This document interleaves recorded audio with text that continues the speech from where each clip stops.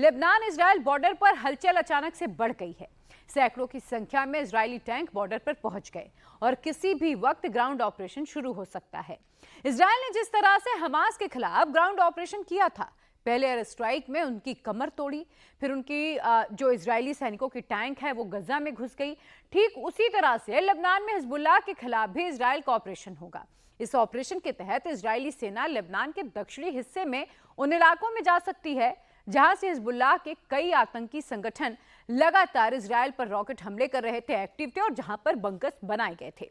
वहीं ground force को backup देने के लिए इजराइल की एयरफोर्स भी तैयार हो गई है और उसके साथ साथ हिजबुल्लाह पर हवाई हमले भी एयरफोर्स करेगी। इजराइल ने अपने F-35, F-15 फाइटर प्लेन की तस्वीरें भी जारी की हैं जो नसरल्लाह के खिलाफ ऑपरेशन न्यू ऑर्डर में शामिल थे।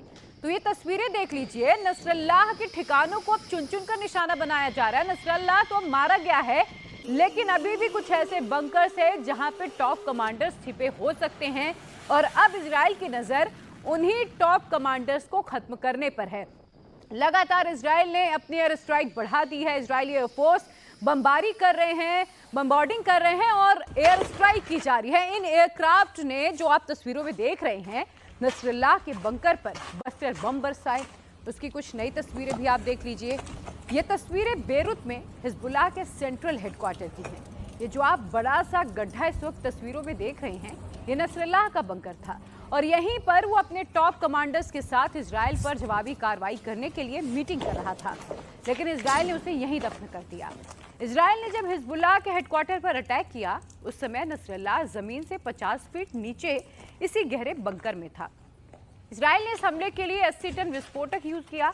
हमले में 2000 किलोग्राम के लेजर और जीपीएस गाइडेड GBU-28 और 1000 किलोग्राम के ब्लू 109 बंकर बस्टर बमों का इस्तेमाल किया गया।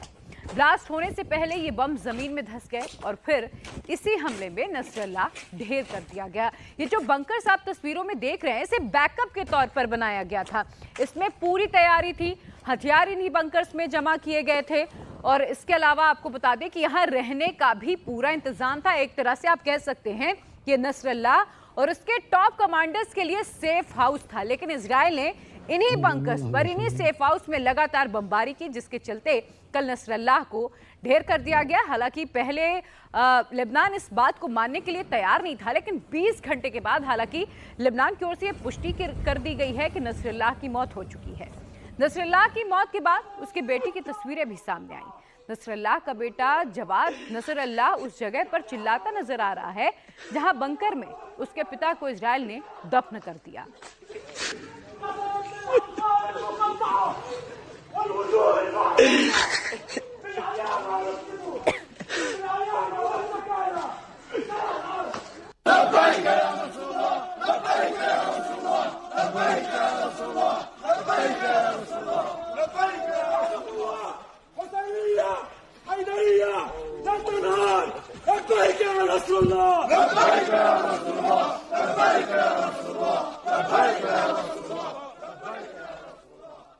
इजराइल ने नसरल्लाह के खिलाफ अपने इस ऑपरेशन को न्यू ऑर्डर नाम दिया था।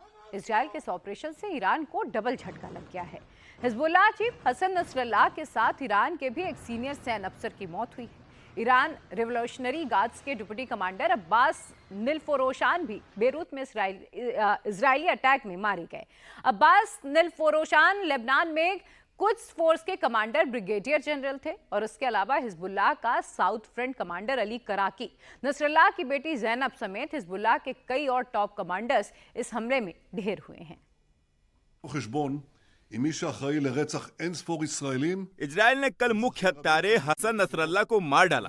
हमने उसका हिसाब कर दिया, जो सैकड़ों अमेरिकियों और दर्जनों फ्रांसीसी नागरिकों सहित अनगिनत इजरायलियों और अन्य देशों के कई नागरिकों की हत्या के लिए जिम्मेदार था। नसरल्लाह कोई आम आतंकवादी नहीं था, वो आतंकवादी था। वो ईरान के एक्सिस ऑफ एविल का सेंट्रल इंजन था। धुरी वो और उसके लोग इजराइल को नष्ट करने की योजना के सूत्रधार थे। उसे सिर्फ ईरान ने ही सक्रिय नहीं किया, बल्कि कई बार उसने ईरान को भी सक्रिय किया।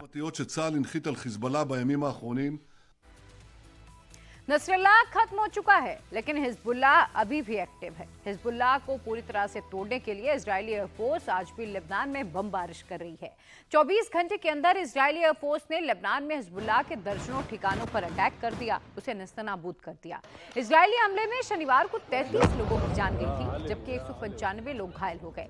लाखों लोगों ने अपना घर बार सब कुछ छोड़ दिया है। हिजबुल्लाह पर बरस रहे इजरायल के कहर की इन तस्वीरों को भी आप देख लीजिए, किस तरह से एक एक करके इजरायल हिजबुल्लाह के ठिकानों को ध्वस्त करता जा रहा है। इजरायल हिजबुल्लाह को संभलने का किसी भी तरह से मौका नहीं देना चाहता है, क्योंकि वो ये जानता है कि अगर एक बार हिजबुल्लाह को वक्त मिल गया तो वो दोबारा खड़ा हो सकता है। और ऐसे में इजरायली फौज चुन चुन कर हिजबुल्लाह के लॉन्चर पैड, उसके हथियारों के गोदामों और कमांडर्स को तहस नहस कर रही है, ताकि हिजबुल्लाह को संभलने का किसी भी तरह का कोई मौका ना मिल पाए। इसीलिए लगातार यहाँ पर बमबारी की जा रही है, अटैक किए जा रहे हैं। या अली या इमाम अली